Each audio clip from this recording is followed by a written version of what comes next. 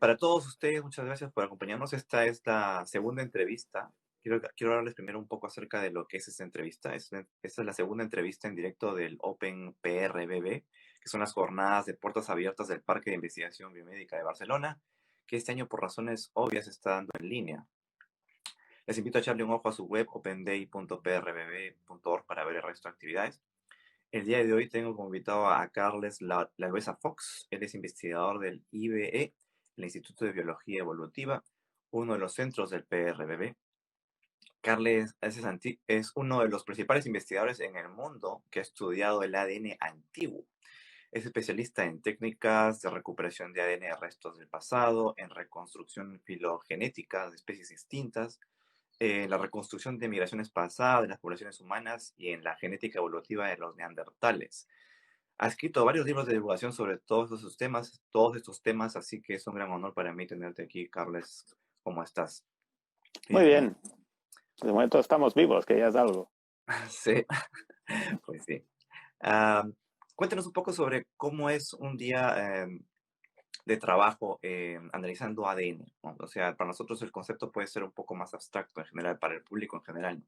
Por ejemplo, tienes un fragmento óseo, ¿qué haces con él primero, no? ¿Lo analizas con el microscopio o hacerlo un poco más visible? Normalmente, normalmente lo que hacemos ya es intentar extraer ADN directamente del resto, ya sea un hueso o sea un diente, en el laboratorio. Básicamente se trata de pulverizar una pequeña muestra de este tejido, quizá tan pequeña como 50 miligramos, y después hacer una extracción en el laboratorio es una extracción de tipo estándar, digamos, como haríamos con una muestra moderna si quisiéramos aislar el ADN. Y entonces creamos lo que se llama una librería genómica y básicamente esto nos permite, con las nuevas tecnologías de secuenciación, eh, poner unos adaptadores a los extremos de todos los millones de fragmentos de ADN que hay en esa muestra y secuenciarlas. Tenemos que pensar que unas muestras antiguas en realidad son como un ecosistema, no solo tienen ADN digamos, del organismo al cual pertenecía el hueso o el diente, ya sea un humano, un mamut o lo que sea, sino que también tienen mucho ADN de aparentemente bacterias que están en el suelo, muchas de las cuales no son conocidas, y finalmente también pueden tener ADN de gente que ha tocado los restos, por ejemplo, si han sido excavados sin cuidado o proceden de un museo, a veces desde hace 100 años. Entonces, nosotros lo que hacemos es generar todas las secuencias que podemos de esa muestra, ya digo, del orden de miles de millones, y después informáticamente, durante un proceso que a veces dura meses, lo que hacemos es identificar las secuencias que pertenecen a ese individuo, las secuencias, digamos, endógenas, y descartamos todas las que son contaminantes o que son ambientales. A veces, muchas veces, la mayoría, es decir, a veces el 90 y pico por ciento de las secuencias que descartamos no son del individuo que estamos estudiando. Mm. Bueno, y finalmente, después de este proceso, podemos terminar con genomas completos de la muestra que hemos analizado. Esas tecnologías, pues, son recientes, ¿no? No es algo que teníamos, por ejemplo, hace como 10 años, ¿no? ¿Qué diferencias encuentras tú en estas, a cómo realizabas tus estudios anteriormente? ¿O qué gran avance has encontrado? ¿Qué consideras que es un gran avance que te permite estudiar mejor el ADN en tu área de investigación? Sí, sí, efectivamente, estas tecnologías de secuenciación masiva tienen apenas 10 años y las que se utilizaban antes son las que se ya denominan PCR, que ahora se ha vuelto a ser muy popular con el tema del COVID. Básicamente la PCR lo que te permite es diseñar unos adaptadores y recuperar el pequeño fragmento de ADN que has diseñado y por tanto estábamos restringidos a recuperar siempre pequeños trocitos del genoma de la especie extinguida y en cambio ahora podemos recuperar genomas completos que son del orden de 3.000 millones de nucleótidos. Por tanto, esta técnica ha pasado a una dimensión de tipo industrial. Lo que antes era un proceso artesanal, donde se recuperaban pequeños fragmentos que podían ser informativos, pero que básicamente servían para hacer filogenias, para hacer árboles filogenéticos, ahora podemos recuperar genomas completos y, por tanto, es mucho más computacional Y con genomas completos podemos hacer un análisis que antes eran impensables. Es decir, antes, solo hace 10 años, eran impensables. Es decir, mirar procesos, por ejemplo, adaptativos, procesos de introgresión, de hibridación, etcétera. Mm. ¿Y de qué depende el encontrar un buen ADN para analizar? Además de la temperatura, ¿cuál es el lugar o el ambiente ideal que preserva mejor el ADN que se pueda estudiar? El factor principal, como has dicho tú, es la temperatura y después, es decir, como más frío, mejor se conserva el ADN, idealmente en una zona muy fría, por tanto se puede llegar a más antigüedad, pero al mismo tiempo hace que sea impensable, es decir, en el Ártico no vamos a encontrar restos, digamos, de humanos muy antiguos, ¿no? Y después todos los factores que dependen secundariamente de la temperatura. Por ejemplo, si un resto ha estado en una cueva, como la temperatura en las cuevas es muy estable a lo largo del año, pues estará mejor conservado que si es un resto más reciente que ha estado, digamos, en la superficie, a poca distancia de la superficie. Pero ya digo, el factor principal es la temperatura. Y después, yo creo que ahora realmente se trata de probarlo, porque es difícil de entender de entrada si una muestra estará bien conservada o no. Obviamente hay muestras que tienen un aspecto razonablemente fresco, vamos a decir así, pero creo que nos entendemos. Hay huesos que están que tienen muy buen aspecto a pesar de tener a veces 40.000 años, y en cambio hay otros que ya ves que están erosionados, porosos, mineralizados, fragmentados, etcétera. Pero aún así, algunos genomas que se han obtenido de especies o de grupos homininos del pasado se han recuperado a partir de un pequeño fragmento de falange ósea, por ejemplo. Ah, wow. Eh, Justamente por estas técnicas avanzadas de genética, bueno, de recopilación del ADN, es que hemos podido descubrir que lo que se pensaba hace unos años, por ejemplo, de que veníamos solamente de una zona específica del África, pues ha sido descartado, ¿no? Ahora se sabe que venimos de diversas partes del África. Esto indicaría, pues, que tenemos un origen, que estaríamos hablando acá de que hubo cientos o tal vez miles de especies de humanos, ¿o qué, cuál es tu evaluación sobre eso? Depende de lo que consideremos como especie.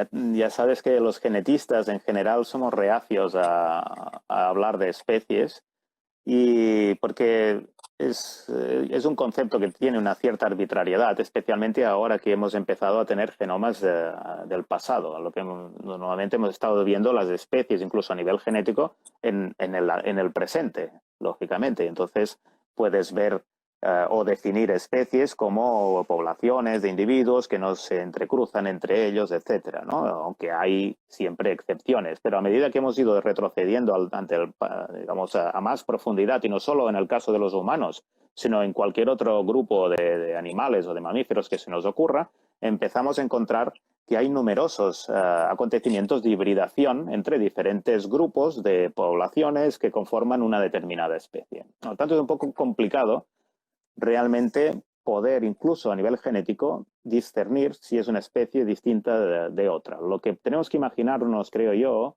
es la evolución humana como un conjunto de poblaciones que se van entrecruzando, interconectando, más bien en una forma de red compleja, más que los árboles filogenéticos clásicos donde las ramificaciones son perfectas. Tendríamos que imaginarnos una especie de gran red interconectada, de manera que cuando se han encontrado algunos de estos linajes, poblaciones o como quieras llamarlos, que a veces han estado separadas en el tiempo durante 300 o 400 mil años, todavía se han entrecruzado, como el caso de los neandertales y de los humanos que salían de África, o de los denisovanos y los humanos que salían de África. Y por tanto, digamos, se han entrecruzado y han creado híbridos, y nosotros llevamos fragmentos de estos genomas antiguos en nuestro propio genoma. Si hablamos y si consideramos esta visualización, que es más compleja y es menos, vamos a decir así, menos menos fácil de entender, pero al mismo tiempo es más real, pues consideraríamos que no hay una sola especie o una sola población que sale de África, sino que probablemente dentro de África también se dan estos mismos acontecimientos de hibridación y nos encontramos que hay diversas poblaciones y en diversas zonas de África que también se han ido entrecruzando y han conformado la humanidad actual. Pues algunos científicos, me parece que son los paleontólogos los que tienden a clasificar, tienden a hacer estas diferencias, ¿no? Y pues algunos ya han dicho que incluso tenemos 8 especies o 9 especies, 7 especies, o hasta ahora se han descubierto eso de ahí. Pues la perspectiva de un biólogo que ha estudiado el ADN antiguo, pues no es esta, ¿no es cierto? O sea, queda muy claro. Pero y también esto es una idea equivocada que la acabas de mencionar, de que también la evolución humana es como un árbol filogenético, así, como que normalmente se lo presenta. Incluso también la evolución lineal que se presenta en los libros de texto, que es tan difundida, pero que está errada. Es un mito, una idea equivocada que tenemos todos. ¿Tienes alguna idea equivocada, algún mito que te gustaría desmentir, que la gente siempre piense que tú dices es necesario sacarse ese chip de este concepto, de esto de aquí?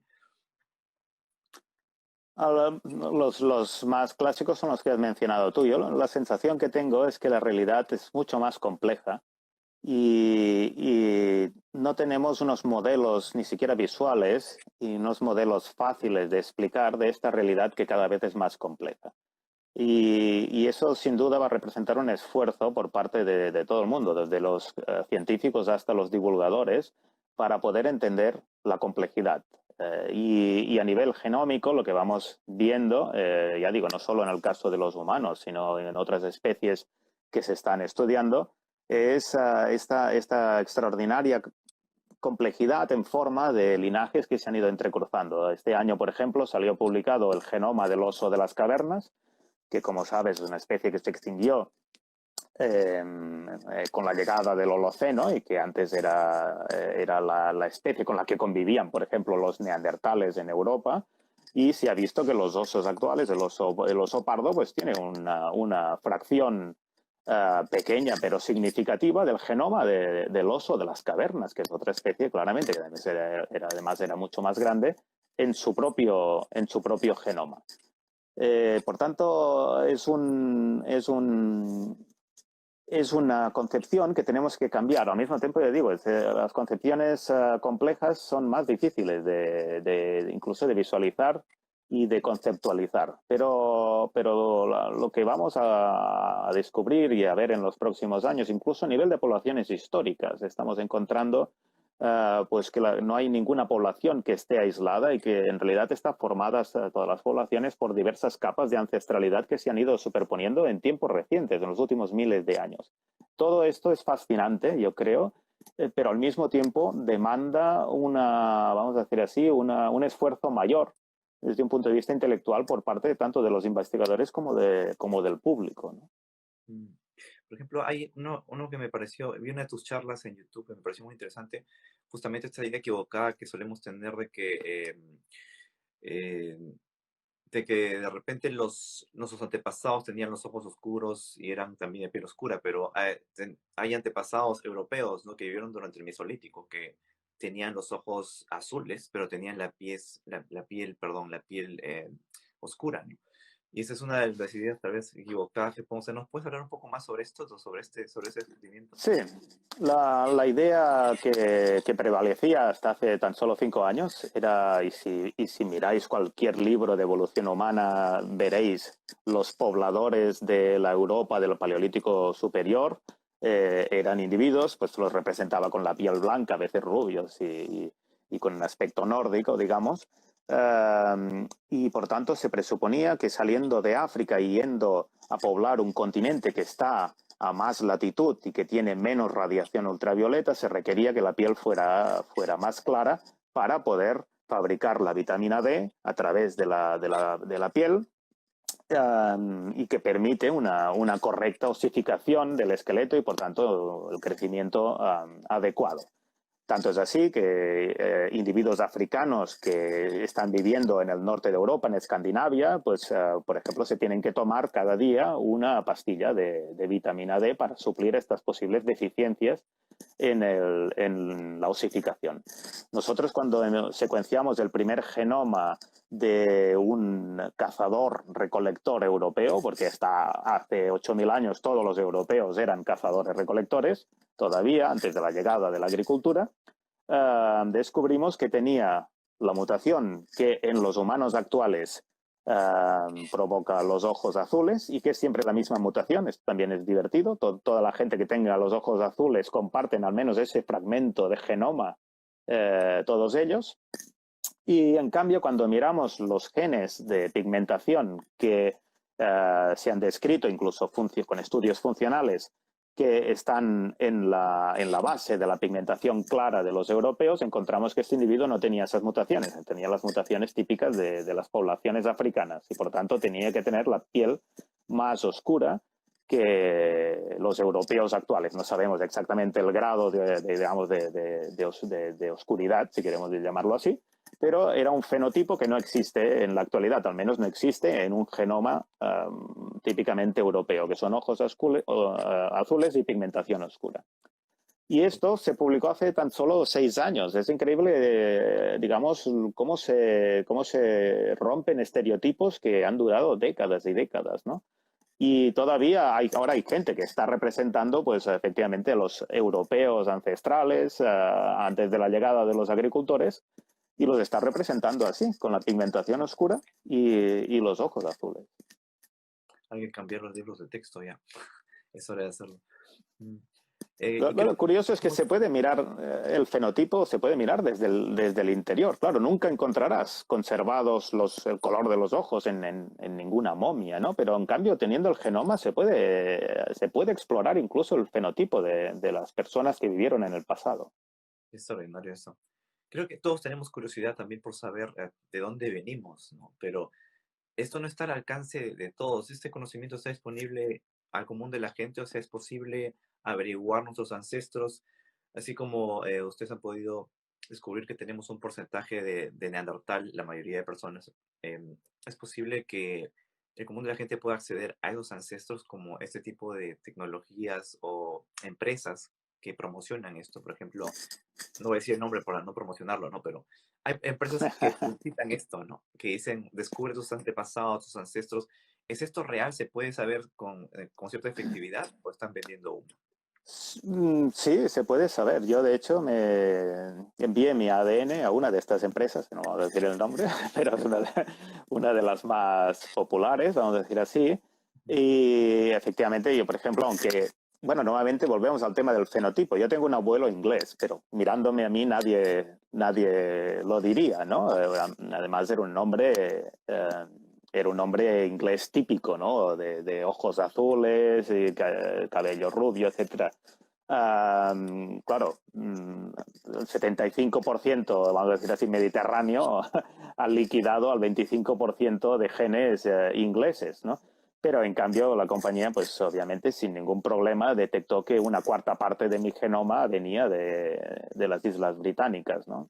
No pudieron afinar exactamente, claro, dicen una parte del norte de Europa en un sentido amplio y un porcentaje determinado que claramente solo está ahora mismo en Gran Bretaña. La efectividad de estas reconstrucciones depende de la base de datos que tenga la propia compañía.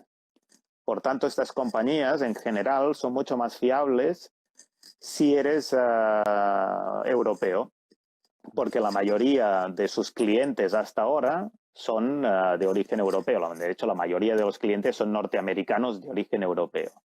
A medida que estas compañías vayan ampliando los clientes que han analizado provenientes de otras áreas continentales, entonces se podrá afinar mucho más también la ancestralidad procedente de África o de Sudamérica o de Asia o de Oceanía.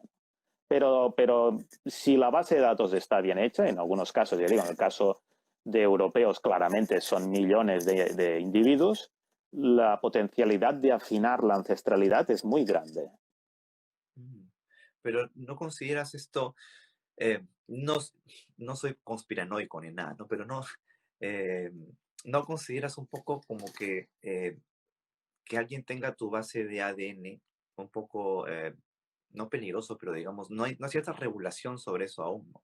Em, ¿No consideras que esto es un poco arriesgado, tal vez para el futuro? No sé Sí, cuál es. sí, pero ya no hay nada que hacer. Es- El hecho de que tu ADN no esté en la base de datos no significa que no lo tengan ya, porque solo ah, que tengan algunos primos lejanos tuyos ya podrían reconstruirlo.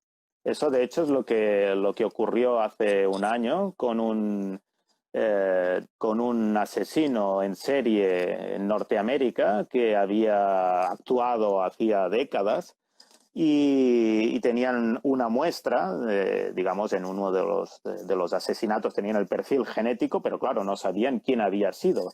Y lo que hicieron en una de estas compañías es buscar si había indicios de parentesco entre sus clientes. Pero no hacía falta de que el propio asesino hubiera puesto su ADN en la compañía, digamos, que hubiera sido un cliente. Lo que ocurrió es que había todo un conjunto de primos cuartos, primos quintos, o gente que, digamos, relacionada, pero lejanamente, y todo este grupo de clientes de la compañía que compartían pequeños fragmentos de ADN con el asesino permitió al final localizarlo, sencillamente viendo genealógicamente qué era el punto de unión de todo un grupo de clientes que mostraban alguna semejanza con el ADN del asesino. Por tanto, a estas alturas, lo que voy a decir que es un poco irrelevante si tú has puesto tu ADN o no. Probablemente ya estás localizado. Gran parte de tu genoma está ya disponible y secuenciado y podrían fácilmente saber quién eres tú, digamos. pero tampoco Es, es necesario que se lo mande allá, porque incluso con pruebas, si haces un análisis de sangre, de repente también tienen allá tu base de datos, solamente con tu sangre o no. O eso no es posible, que accedan así. O sea, los que hacen análisis de sangre o los que tienen partes de ti, tus reportes médicos, no pueden conservar partes de ti por ley, ¿no es cierto? supongo, creo que no, pero no sé si hay regulaciones específicas en cada país. En realidad, las compañías estas no necesitan sangre. Lo que hacen es un raspado bucal. Te envían un pequeño bastoncito, que ahora, muy parecido al que ahora te ponen por la nariz con lo del COVID, y se lo devuelves y con eso sacan todo tu genoma. Mm, Pero entiendo. obviamente todo esto, igual que, y esto, digamos, tiene una serie de complicaciones y de connotaciones de tipo ético. Pero igual va a ocurrir con los genomas antiguos. Ahora estamos trabajando con genomas de la Edad Media, con genomas de hace, tengo algunos del siglo XVII. Y muy pronto acabaremos conectando estos individuos del pasado con individuos que están vivos. Y veremos pequeños fragmentos del genoma de este individuo del siglo XVII, de hecho lo estoy haciendo ahora, aunque no tengo resultados todavía, los veremos que están eh, fragmentados en individuos actuales. Y por tanto podrás establecer a quién, que este individuo, pues a lo mejor es uno de tus antepasados hace 10, 30 generaciones, mucho más de lo que puedas recordar desde un árbol familiar.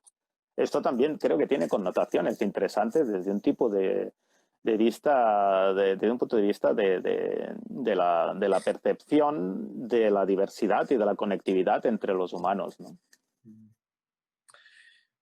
qué interesante es. El otro día leí un artículo en New Scientist que decía que los humanos habíamos llevado a 28.000 especies al borde de la extinción, ¿no? Pero si nos ponemos a pensar, las especies siempre han estado apareciendo y desapareciendo, ¿no? Por ejemplo, aquí en Nueva Zelanda, cuando recién llegaron los maoríes, se encontraron con una población inmensa de aves y agarraron la primera ave gigantesca que encontraron, era más fácil de cazar y se la terminaron extinguiendo.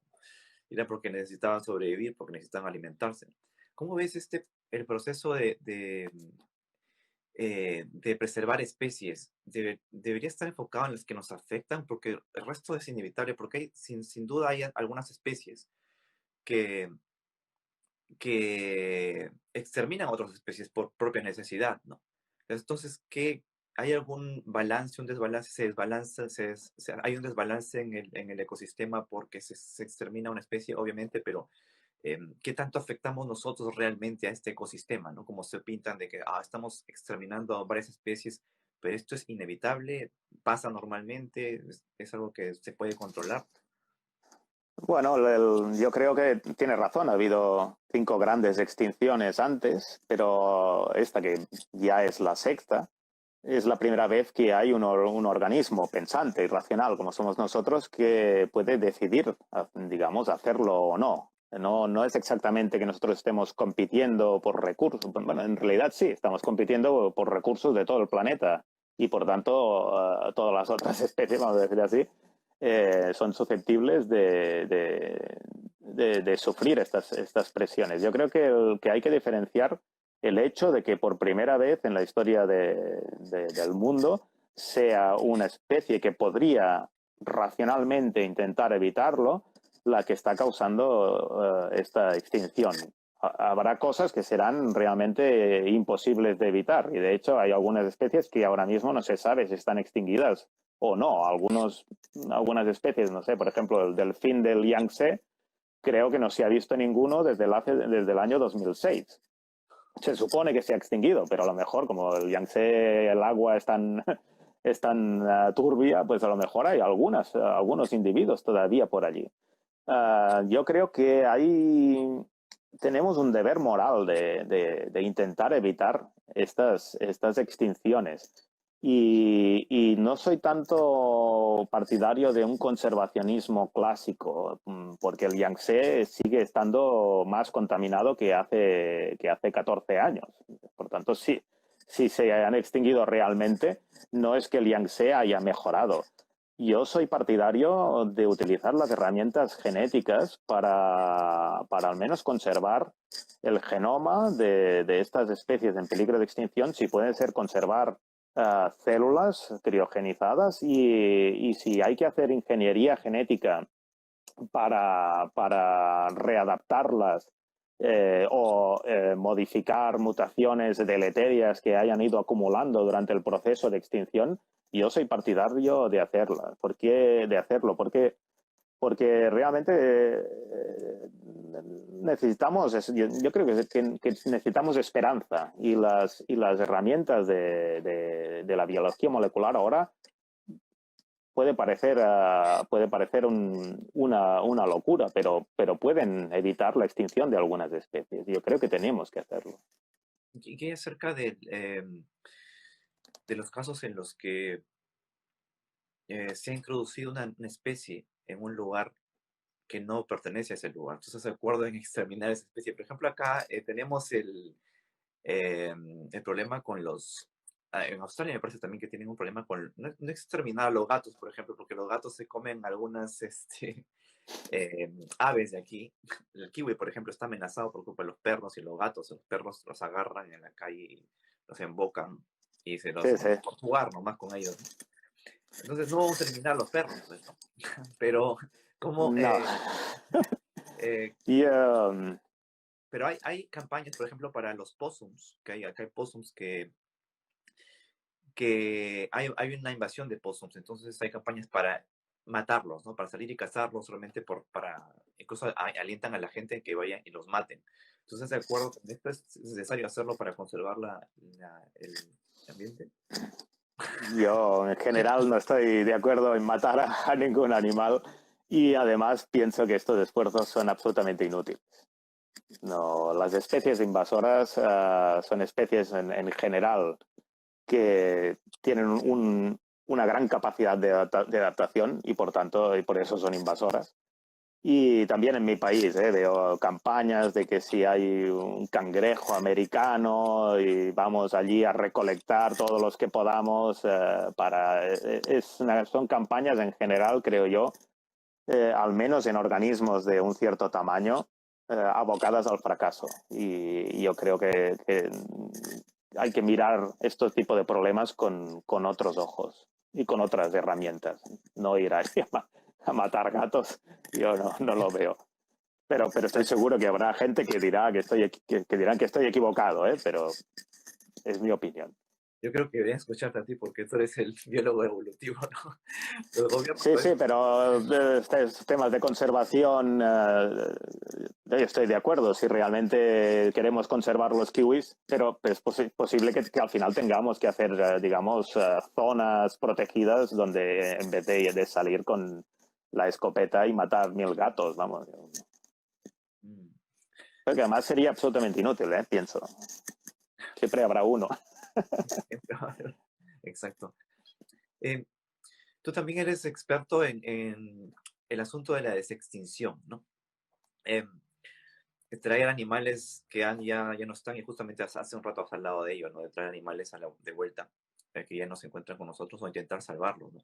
¿Y cuál es la muestra de ADN más antigua que se ha encontrado? O sea, tú debes estar más al tanto de esto, ¿no? ¿Se podría realizar una desextinción con estas muestras? ¿O qué se necesita para desextinguir? ¿Se necesita un tamaño ideal de una muestra? O cuéntanos un poco acerca de eso. La muestra más antigua de la cual se ha obtenido ADN ahora mismo es un fragmento de caballo encontrado en Alaska y que tiene una datación cercana a los 700.000 años. Es la más antigua. Pero, digamos, para la desextinción no se requieren muestras muy antiguas, no se requieren genomas muy antiguos. Se puede hacer una desextinción de un organismo que haya desaparecido hace una década, digamos. El problema es cómo hacerlo. Y no es tanto una cuestión de paleogenómica, que es a lo que me dedico yo, es decir, no es tanto recuperar un genoma antiguo, sino disponer de una serie de herramientas moleculares que son nuevas también, básicamente el CRISPR, es esta famosa herramienta que te permite introducir cambios genéticos en genomas actuales con gran precisión, o células actuales. Y la posibilidad es esta, es decir, tener una, una célula de una especie relacionada con la que se ha extinguido e intentar modificar las posiciones a lo largo del genoma que difieren con la especie extinguida y hacer una especie de nuevo híbrido que no será nunca la especie original, pero que podría llegar a parecerse enormemente a la especie extinguida. Esto que parece una frivolidad ahora mismo no se ha hecho nunca. Yo creo que es relativamente factible desde un punto de vista técnico, que no se ha hecho por diversos motivos, porque hay muchas complicaciones técnicas, pero llevado a un paso más allá, esto es un poco una fantasía, de extinguir algo que se haya extinguido, pero, por ejemplo, se puede utilizar en conservación en especies que todavía existen, pero que están en peligro de extinción. Lo que ocurre con las especies que llevan un largo declive demográfico es que al final quedan unas pocas parejas que están a veces emparentadas y estos individuos de especies que se están extinguiendo acumulan muchas mutaciones que son deleterias, son mutaciones que implican dificultades de viabilidad y dificultades de fertilidad. Entonces, pues lo que se podría hacer sencillamente en especies en las que quedan pocos individuos es intentar eliminar con CRISPR a estas mutaciones negativas que han acumulado a lo largo de un proceso de decenas de miles de años digamos así, de decadencia demográfica para que la especie, los individuos que quedan, sean mucho más viables. Es decir, hay muchas herramientas alrededor de la edición genética que creo que se pueden utilizar en el futuro, no solo para devolver especies que se han extinguido, sino incluso para preservar las que todavía existen, porque a veces quedan un par de individuos, pero con eso no es bastante. Esos individuos están condenados a la extinción igualmente por la gran acumulación de mutaciones deleterias, ¿no? Pero ahora tenemos la tecnología para desextinguir un mamut, por ejemplo. O sea, podríamos hacerlo, agarrar un elefante cualquiera y realizar allí eh, las técnicas para resucitar un mamut. Bueno, lo que tenemos ahora es genomas de elefantes actuales de alta calidad y genomas de mamuts de alta calidad, que nos permiten saber exactamente qué cambios genéticos hace que un proboscidio sea un elefante asiático y otro sea un mamut. En el trabajo el último que he visto de genoma del mamut, hay categorizadas, creo que son 1650 cambios en genes. Por tanto, hay cerca de 1.500 genes que se tendrían que cambiar para que un elefante asiático fuera, no exactamente, porque siempre se puede escapar algo, pero fuera algo muy parecido a un mamut. Lógicamente, el CRISPR nos permite hacer edición genética, pero todavía no tenemos la potencialidad de cambiar 1.600 cambios. Son demasiados. Podríamos hacer un shortlist, podríamos decir, estos 1.600 no son todos importantes, podemos cambiar los de los genes implicados en el pelaje, porque claro, un mamut al menos o algo parecido, un mamufante debería tener al menos pelo, ¿no? Entonces, bueno, seleccionemos solo los del pelo. Si queremos que viva en Siberia, vamos a seleccionar algunos que estén relacionados con el tejido adiposo y con el metabolismo y con la adaptación al frío. Y podemos hacer un shortlist, a lo mejor, de 40 o 50 genes y modificarlos en un elefante asiático y crear, pues, vamos a hacer así una recreación de mamut. En este caso veo muchos problemas también de tipo ético y de tipo práctico, porque el embarazo de un elefante dura 2 años. Nunca nadie ha conseguido, que yo sepa, sacarle un óvulo a una elefanta. Y después tendríamos unos problemas terribles en los comités éticos de cualquier centro de investigación porque bueno, no me quedaría claro cuál es el objetivo de este experimento. Pero lo importante, yo creo, es discutirlo, porque la potencialidad está allí, igual que la complejidad. Nuevamente se trata de una cuestión de complejidad. Todo se puede explicar y todo se puede razonar, pero normalmente todo es más difícil de lo que parece. O sea, ¿no hay algún proyecto ahora para extinguir algún animal del que conozcas? No existe. Uh, bueno, No lo yo sé. tengo la idea de extinguir una mariposa que Ujú. se extinguió en San Francisco en el año 1940. Tengo 4 ejemplares, creo que tengo el genoma completo. Y es posible que fueran pocos cambios. Y como, bueno, se ha hecho CRISPR de orugas, de mariposas de otras especies, parece ser, en células de orugas, parece ser que es relativamente fácil en el laboratorio. Y bueno, si tuviera el listado de genes que son distintos entre esta mariposa extinguida, que era una mariposa paradigmática en Estados Unidos, y sus parientes actuales, podría utilizar la mariposa actual para hacer ingeniería con CRISPR y obtenerla extinguida. En este caso, pienso que no habría los problemas éticos que nos encontraríamos con especies, vamos a decir así, más paradigmáticas o más humanizables como son los elefantes, ¿no? Pero que cerca del entorno no afectaría un poco al el ecosistema también, crear traer otra especie en ese sentido. Sí, sí, no, la cantidad de problemas de tipo práctico, político, bueno, de todo tipo serían enormes. Ni siquiera estoy seguro de que se pueda hacer, pero sí, es decir, esta mariposa se extinguió porque edificaron, estaba solo en las dunas de un parque que se llama el Parque del Presidio, en el sur del Golden Gate, y se humanizó y solo estaba en esa zona tan restringida y por tanto es posible que la zona en sí tampoco ya sea adecuada para esta mariposa, que además necesitaba una planta concreta, o sea que los problemas son diversos, digamos. Pero lo que quiero decir con esto es que más allá de que lo haga yo o lo haga alguien, lo interesante creo que es discutir las posibilidades de que esto teóricamente se podría hacer. Y se podría discutir perfectamente en el caso de que fuera necesario, por ejemplo, para una reconstrucción ecológica de un ecosistema que, debido a la pérdida de una especie clave, ese ecosistema haya dejado de funcionar, ¿no? Por ejemplo, imaginemos un insecto polinizador que hemos extinguido y hay una serie de árboles que se quedan sin poder reproducirse, ¿no? Es decir, ahí las posibilidades están de poder hacer este tipo de cosas. Nos salvaría bastante. Si se extinguen las abejas, por ejemplo. Eh, sí. Em, pero entonces tú no crees que, o sea, me parece que no,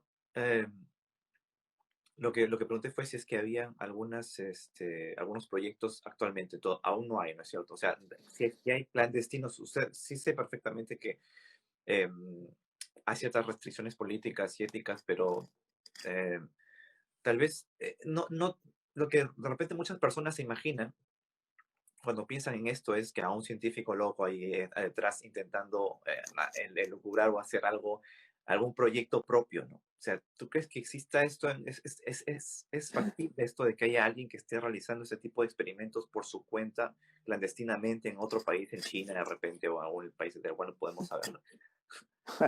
No ¿No? lo creo, porque la idea, hay gente que sale una vez al año, normalmente desde hace muchos años sale algún científico, como dices tú, o alguien de Corea o de China diciendo que ya está a punto de clonar un mamut, y esto sale recurrentemente, al menos en los últimos 20 años, siempre me llaman periodistas, no sé por qué, antes del verano, cuando sale la noticia, ¿no? Esta noticia es falsa. Entre otras cosas porque no se puede clonar un mamut directamente. Aunque se encuentren restos congelados, no puedes, nunca se encontrarán células perfectamente conservadas. El ADN siempre está fragmentado en millones y millones de trozos. Por lo tanto, no se puede tomar una célula tal cual y inyectarla, digamos, o no sé qué hacerla en un elefante actual. Eso es falso. ¿Sí? Entonces, cuando ya dicen esto, realmente es alguien que no sabe de qué está hablando. Las posibilidades existen, como he dicho, son posibilidades increíblemente complejas desde un punto de vista científico. Curiosamente, más parecido a lo que salía en Jurassic Park. En Jurassic Park, ellos decían que obtenían ADN que estaba conservado en el ámbar, ¿no? En el ámbar fósil, dentro de un mosquito, etcétera.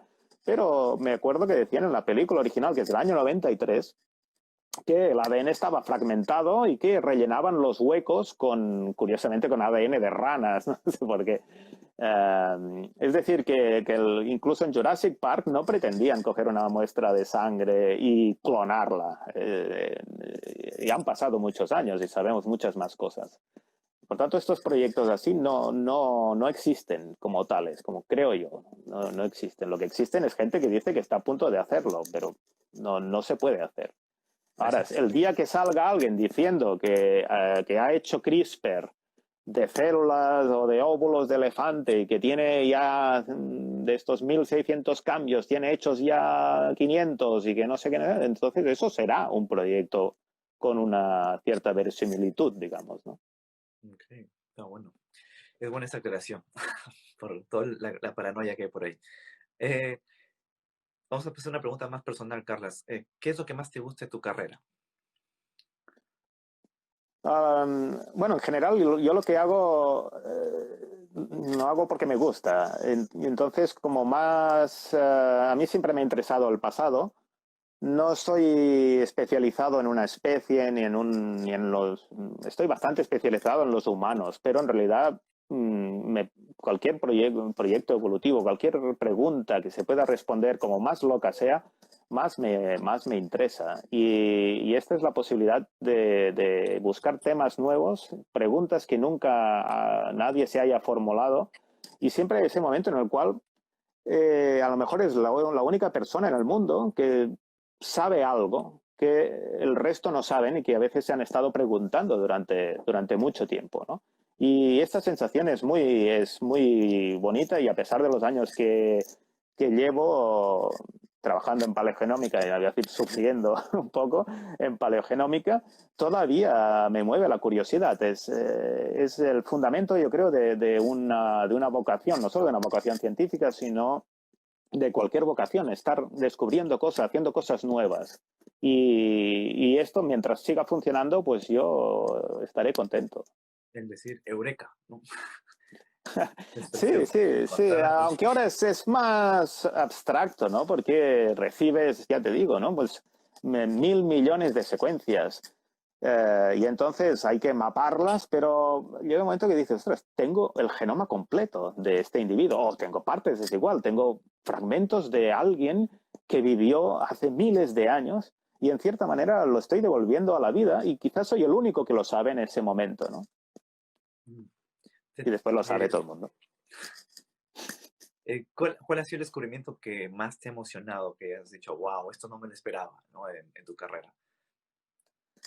Ah, seguramente, es decir, lo del mesolítico que hemos explicado, esta conjunción de rasgos tan sorprendente, a mí me sorprendió hasta el punto de que cuando lo publiqué pensaba, anda, que sí, me he equivocado, nos hemos equivocado en algo, esto va a ser terrible, ¿no?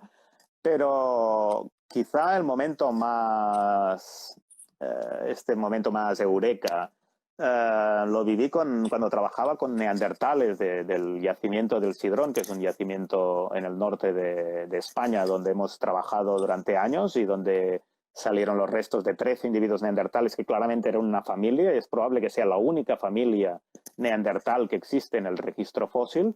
Y en el año 2004 conseguí recuperar un pequeño fragmento ridículo de no sé si eran 50 nucleótidos de ADN neandertal en un momento en el cual creo que todos los otros se habían hecho en el Instituto Max Planck de Leipzig, y yo era el único que lo hice, digamos, trabajando en unas condiciones, vamos a decir así, mucho más desfavorables, ¿no?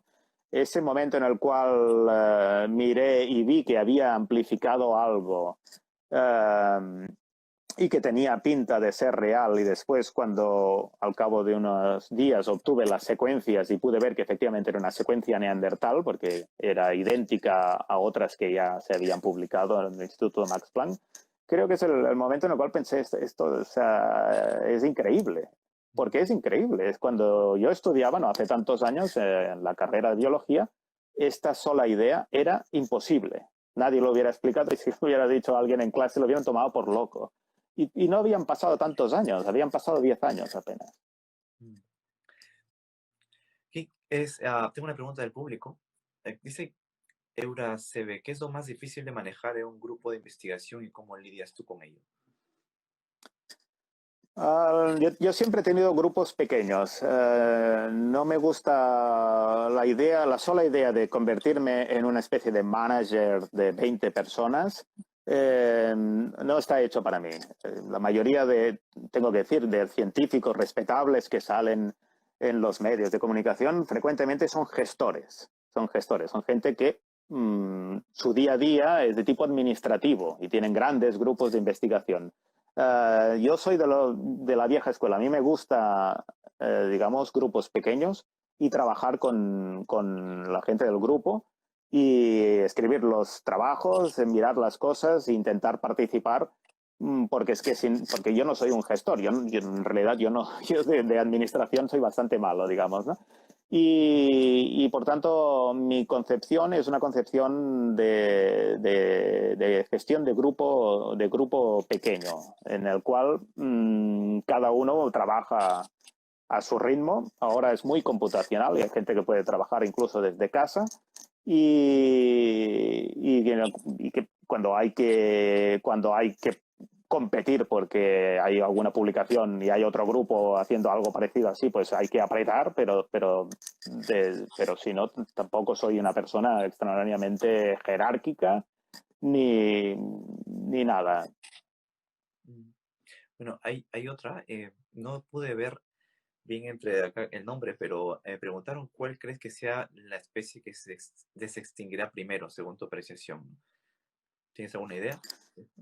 Bueno, espero que sea la mariposa esta que he contado, como más pequeño, lo que va a ser es una especie como más pequeña mejor, porque desde un punto de vista de comités éticos va a ser mucho más factible. O quizá una rata extinguida, al fin y al cabo las ratas son los animales, digamos, de laboratorio por excelencia, y probablemente desde un punto de vista ético se podría hacer una cosa así y que pasara un comité ético.